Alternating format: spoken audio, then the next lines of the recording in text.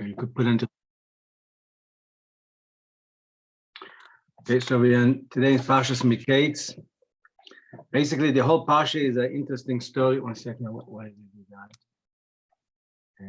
How do I open all this? Okay. In Parshas Mikeitz, the whole Parsha is about Yosef, right? With becoming the king of Egypt, the ruler of Egypt, the wise king, more correctly. And then how his brothers coming for food, and how he's making them, I want to say, torture them, or they're making them to do tshuva, or to check if they're doing really tshuva. And basically, that's where, and they're going to bring Binyamin down. So I'm going to bring a lot of questions just to break the premise. What we learn it, how to show that it doesn't make sense, and we have to find neshama at a deeper level. We spoke about it a little bit last week, but I think. Okay, so let's go. Let's just like some questions be very, let's say, basic questions. Some will be like more. Yosef became the ruler of Egypt. So the question that I think some question deal with it: why didn't he send a messenger to tell his father that he's alive? He knew that how much his father loved him. He understood how much his father is suffering. Why didn't he send a messenger there?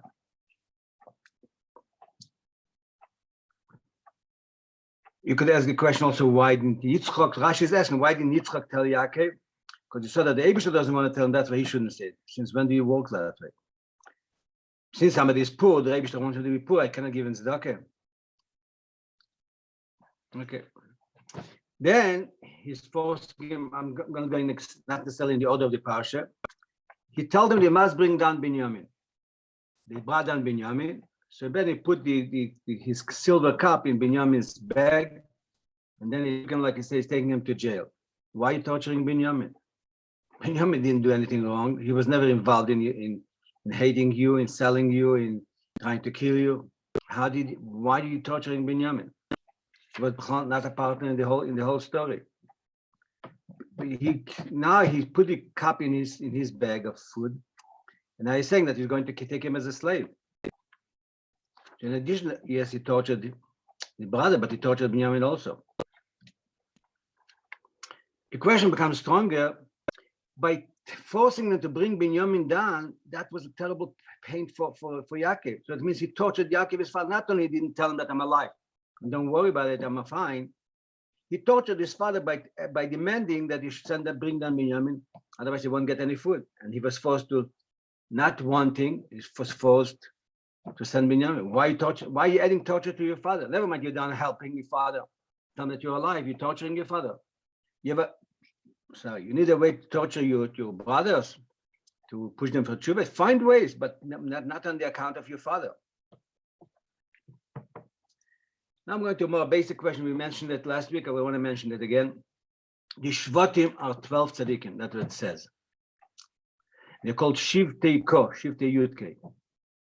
How could it be that tzaddikim, because of their jealousy, okay, you're jealous, that doesn't make sense. How could a tzaddik be jealous? A tzaddik doesn't have he has only a yitzhak. Cannot be jealous. He cannot hate, especially hate another Jew. But we'll find an excuse for that. Let's assume. But because of that, they want to kill him because they're jealous, because they hate him. How do you come to killing? What is it? He didn't have power to do anything. He was informing on them. Okay, so let's go to speak to your father. Say, listen, what you're informing is wrong, and we'll bring you proof that it's wrong. Where did he come to kill him, to sell him for a slave? That he wanted to kill him, tried to kill him by putting him into the snakes and scorpions. But that was according to nature. And scorpions means like killing him. And then, so he's not dead. So they should get the message that Rabbi made a miracle to bring him alive. Maybe you shouldn't do it. Maybe you should go back on yourself completely.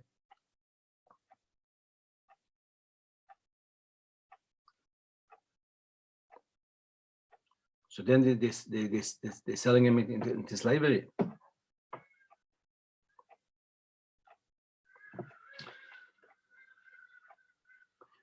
Now I could push the question more.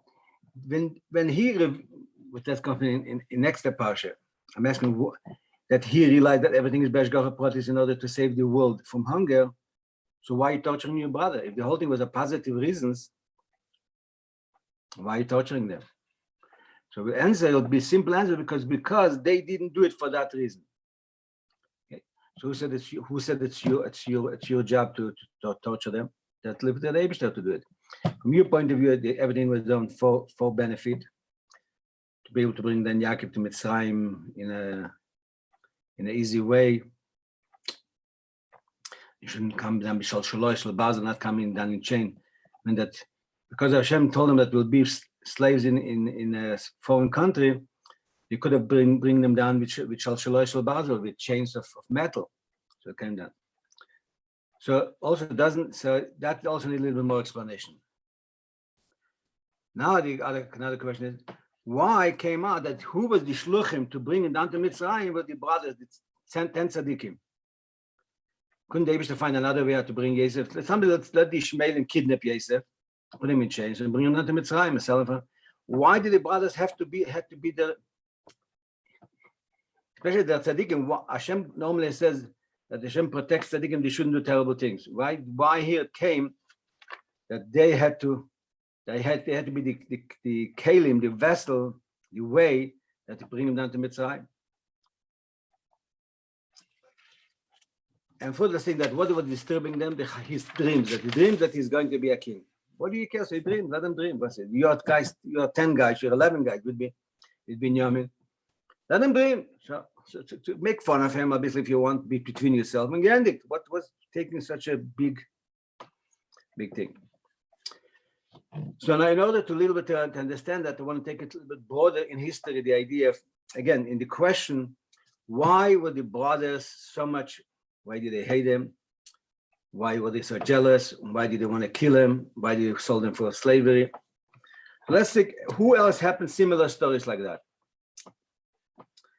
So one of them is David HaMelech. David HaMelech, his brothers thought that he's a Ganev. I don't think they hate him, they were embarrassed of him. They thought he's a mamzer, is not born, that their mother was his mother, committed adultery because officially he separated from her. And they were mocking him. They made him pay for things were stolen in their neighborhood. They made him pay. So interesting. David Melech Yisrael Chai V'Kayim. David Melech Yisrael is one of the greatest tzaddikim in Jewish history. So his brothers were tzaddikim. And his father, including his father, suspected anything of him, and they put him down to a point. When Shmuel Hanavi came to Yishai, to the father, and they said, "Bring all your sons. I have to choose a king from them."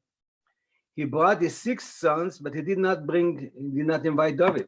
David said, when he told them this and this, the guy is not here. Do you have anybody else? He said, "Yeah, there's somebody in the field with the shepherd."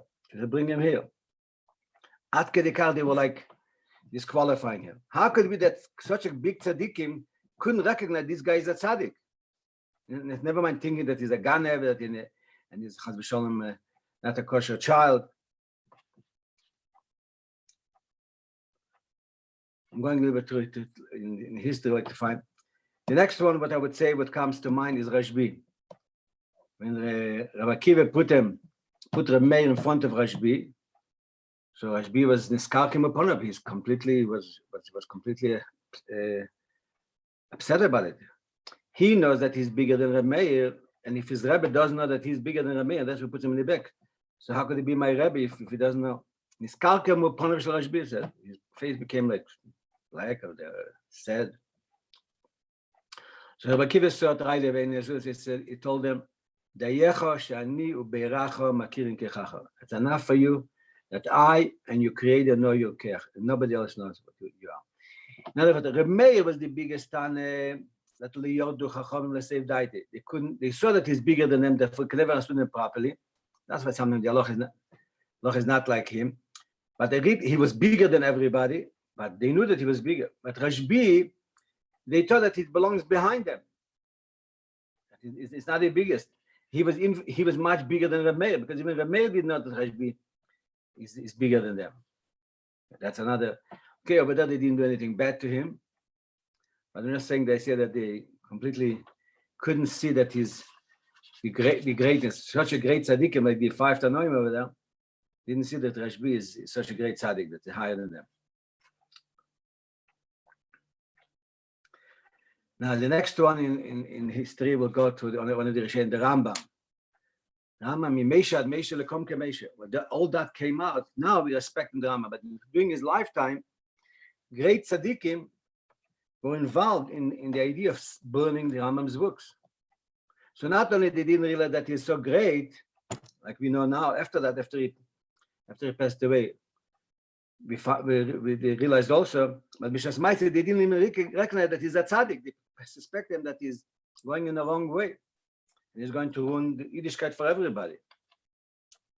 How come? If since they were such a big tzaddik, not if, since they were such a great tzaddik, they couldn't see that at least that he's a tzaddik and burn his books and speak against them. Now coming closer to our time, Baal Shem Tov was an unbelievable tzaddik. And also there was a big community, great people, I would say even tzaddikim, who were against him. How come? Why couldn't they say that he's a tzaddik?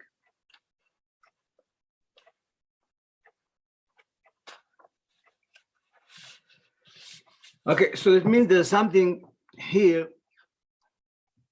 that starts from the Shvatim. And by the Shvatim, the interesting thing is that the father showed favorism to Yosef. So maybe the father was the Rebbe. He was the Nasi Adel. So maybe they should rely on the father. So not only they're not trusting the father, but they're going to kill him. And one of the Meforshim say, the Pshat, that they felt that he's Chayiv Miseh. Different ways, but at least one of the Meforshim saying that they had a nevuah that if all the children of Yaakov will be tzaddikim, then they will last. If not, it will have a negative effect on the whole foundation of the Jewish people.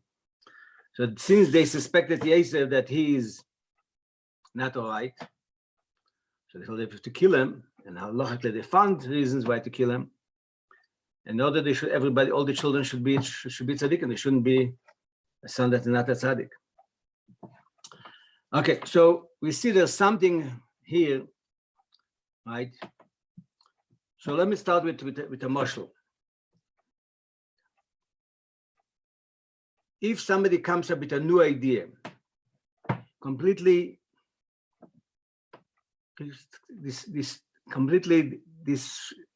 against all the principles that we knew till then. It's the idea in life. The first reaction is you won't accept it, and you'll have asked many questions on that. Why? If you say a little chidush, you could understand, you could relate to that. You could understand what he's saying. If you're saying like Rabbi, a big chidush, mamish, like a deeper, that's too much for them, they cannot understand it properly. But they feel at least that he's something deep, something new here. But if it's in a bigger chidush like Rabbi, they didn't understand what they didn't see that he's saying something special. They thought that he's behind them. He's like saying simple things, they would say. So in simple words, what we're saying that Yosef was infinitely greater than his brothers. And that's infinite to such a point that not only they didn't understand them, but they saw at least he's a tzaddik. They even thought he's a Rosh. And the same thing applies from David HaMelech. Same thing applies to Rashbi. They didn't think he's a Rosh, but they couldn't see that he's bigger than them. And by the Rambam, they thought that he's bad, he's going to destroy Yiddishkeit, and the Baal Shem Tov, they felt that he's going to destroy Yiddishkeit. Why? Where do you get something that is a Rosh? So let's take Yosef, then we'll take maybe another example. Yosef had a different shita in life of them. Their shita in life, they were shepherds. Why were they shepherds? One of the explanations, the main explanation is, because they needed to be his beidus, be with themselves with the Eibishter in nature. And they felt they do business with people it won't let them to be to the dveikus, to the cleaving to the Eibishter and be completely involved in godliness. They won't be able to achieve the maximum. So the way you achieve the maximum, that you are in the field, and obviously there are many shepherds who were working, slaves who were working for them. They didn't have to be busy so much with the flock. And therefore they were able to daven, called Beinini HaMispal Kolayim. They'd be like a tzaddik who davens the whole day and they completely give it down. Yosef didn't see that way. His idea was you have to get involved in the world, manifest itself. First of all, Mesalsel B'Sayre, it made his hair beautiful. That's already so sure that something is wrong with him. Mesalsel B'Sayre is Hepech Yiddishkeit. And then the idea that he's going to be a king is also something that doesn't fit in with the idea of davening for the Eibishter the whole day.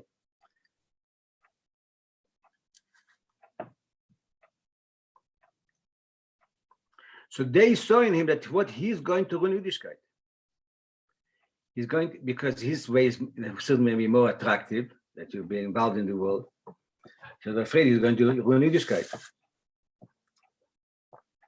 And therefore, so the hate wasn't a hate of because they're jealous because he has a nice jacket. No. Because we said about tzaddikim. A tzaddik doesn't have a yetzer hara. The whole anti-Yosef was completely came from Kedusha. Just like by David HaMelech. His whole behavior came from Kedusha. But the Rambam came from Kedusha, but the Baal Shem Tov came from Kedusha. Same way, but the brothers of Yosef came completely from Kedusha, that they saw that there's something completely wrong, that's dangerous for the foundation of Yiddishkeit.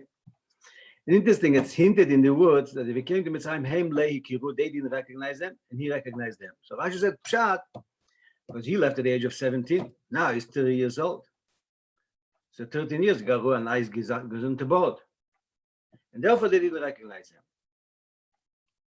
Okay, that's Begashim, says a Pshat. But Chassidus said, what means Heim Lehi Kiru? They couldn't recognize as a person that would be the second to the controller of the whole of Egypt. And to it, because Egypt was a superpower, was a hunger in the old, he really, in a way, had power over the whole world. And Egypt is the Ervas Haaretz, is the lowest of the lowest of the whole world. To be a king over there and to be completely connected to the Eibishter, like they are connected when they're completely meditating and contemplating and completely in the forest, in the field, and with the Eibishter and davening and learning. That somebody could be like that, and not only is like them, that to be even higher than them, to be more dovuk and to be involved in running the whole world, right? And that without his permission you cannot do nothing. And it should be not only the dveikus like they are, but in a higher dveikus, the pasuk is telling that they couldn't even imagine that it's possible for, not only if that's Yosef or not Yosef, that concept, that level is not possible. And it's not going to be successful.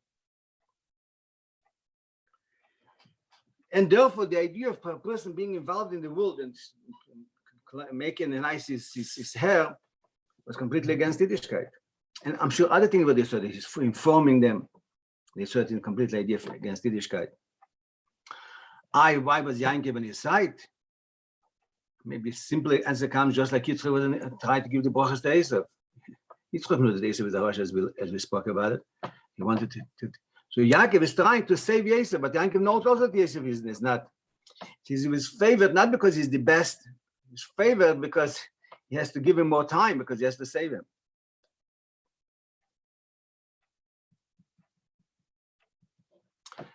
Now, so what we are trying to say is when you have a revelation of godliness that's completely higher from what the world, godliness that the world have, godliness will fight against it.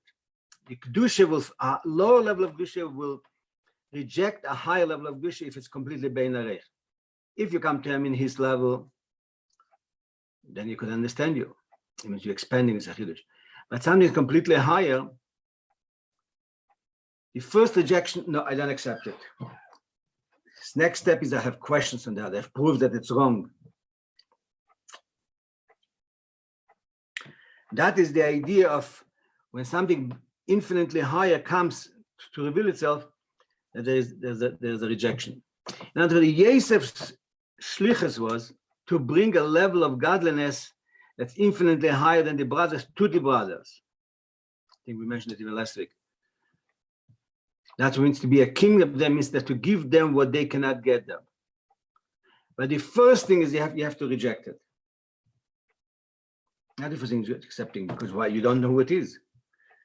Then the idea or the person has to prove himself. So they will realize that it's godly and it's infinitely higher. But till then, I'll give you an example. It's going to be a little bit sensitive. The Alter Rebbe was in jail for 53 days. So the Frierdiker Rebbe said, who put him in jail? A kitrug b'mayla. In heaven there was a kitrug. It came down here, the Rabbonim and Tzadikim, everybody went against the Alter Rebbe. But where was the starting point? The Bezdin Shel Mayla. You could say part of Bezdin Shel Mayla is the highest level of godliness, or the Bezdin Shel Mayla. It's not just people who don't know what's happening. They're in heaven. Everything is open over there. So why were they against the Alter Rebbe? To a point, Alter Rebbe's life was in danger and put him to jail. So the explanation is short, based on what we are saying till now. When the Alter Rebbe came to bring a revelation, an infinitely higher revelation, the lower level is rejecting it. Because the higher level is actually nullifying the lower level.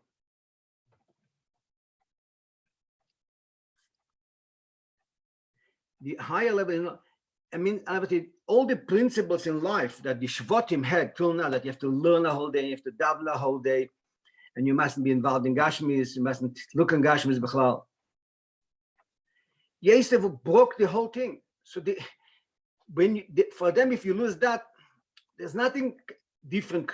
There's nothing what to hold on to. So they decided that is wrong completely, and therefore,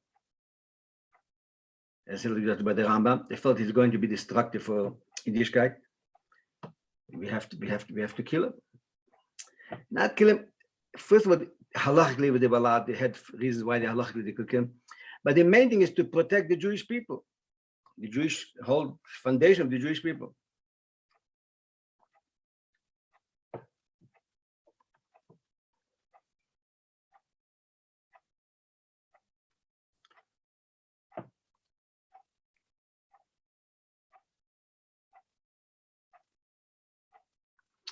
So therefore, what I'm trying to say basically is that there was a common denominator between Yosef and David and the Rambam and the Baal Shem Tov and the Alter Rebbe, if you want to say. The common denominator that they came brought a new revelation of godliness that was nullifying, was mevatel, canceling out in a certain way everything that the people who were before them knew that. Give you an example of the Rambam. It's a very interesting example. The Rambam said, whoever thinks that the Eibishter has a body, physical body,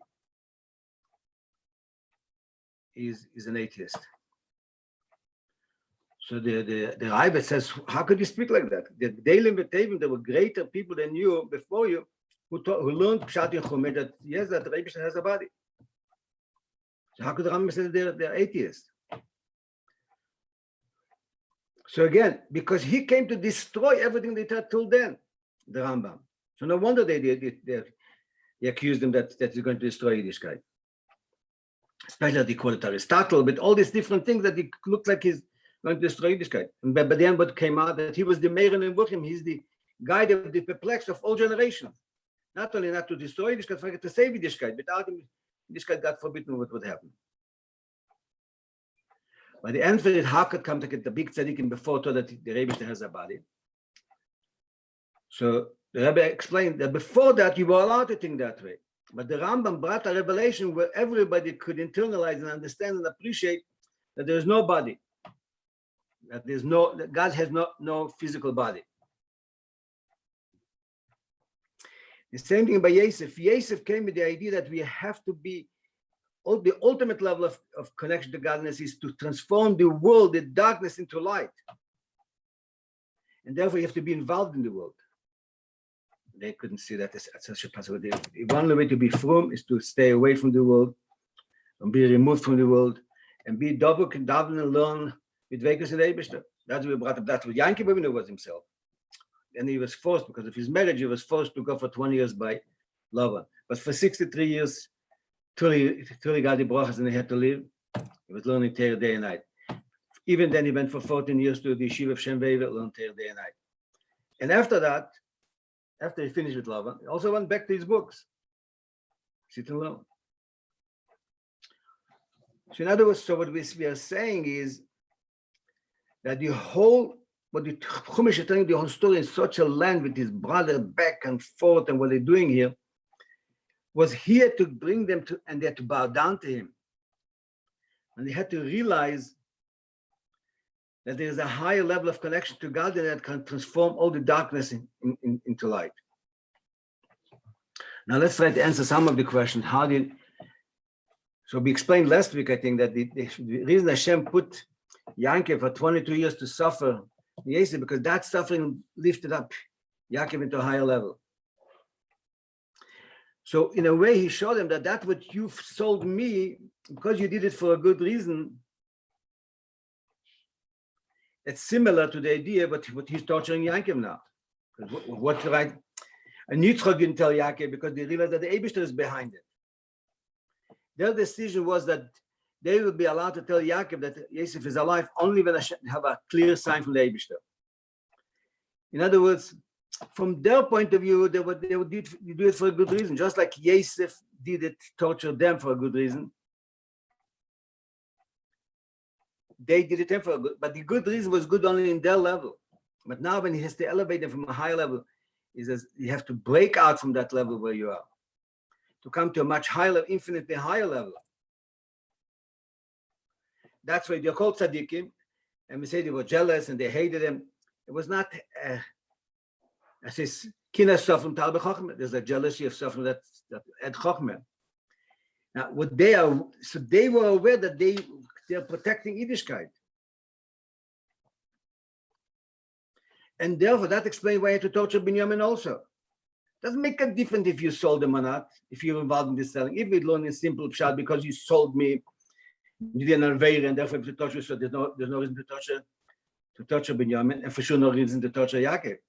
But when you realize that you had to break out from that definition, from that premise of the head of godliness, to an infinitely higher level of godliness, so in a way it doesn't make a difference if you're Binyamin, or if you are Yehuda, who did it, or if you are Yaakov Avinu. In a certain way, Chassidus said in Kabbalah that Yosef was higher than Yaakov. Yaakov was from Atzilus, but not high enough in Atzilus to be able to bring down Atzilus into Biyah to the Shvatim. And that's why he loved Yosef, because he saw that Yosef is a higher neshama. Yosef will be, that's his name, Katzen Yosef. Yosef became like a leader, like a shepherd in Israel. That Yosef will be able to bring down Yaakov's level Atzilus into Elam Abriya where the Shvatim are. And that's basically what's happening in history. In history, every generation is connecting to a deeper level of godliness. And some generations go infinitely higher levels and then has to go with a conflict, right? David HaMelech broke completely. Shaul HaMelech wanted to kill him. Why Shaul HaMelech was a tzaddik? Shaul b'molchei. He was 3 years old, like he was clean, 3 years old. He was bina d'atzilis. But he couldn't, he saw David as a danger, not because of his ego. He didn't have an ego. He was a tzaddik. Upon him, that's the idea of the Parshas is that a Jew has to go, it says, Yitzias Mitzrayim. Yitzias Mitzrayim means go out of your boundaries, not only our boundaries of Klip, but even the boundaries of Dusha, to go Bein Arechaya. So once we accomplished all that, with all the generations, now we have to the ultimate infinite, the essence of the Eibishter revelation is the knowledge of Mashiach now, in a physical sense, that will light tonight Hanukkah candles in Beis Hamikdash, with Mashiach, with the whole Klal Yisrael, and all the neshamas from Gan Eden will come down, and all the Eden for all generations. Freilich and Hanukkah, and Mashiach now. Kol Tov. Amen. Thank you, Halavai. Okay.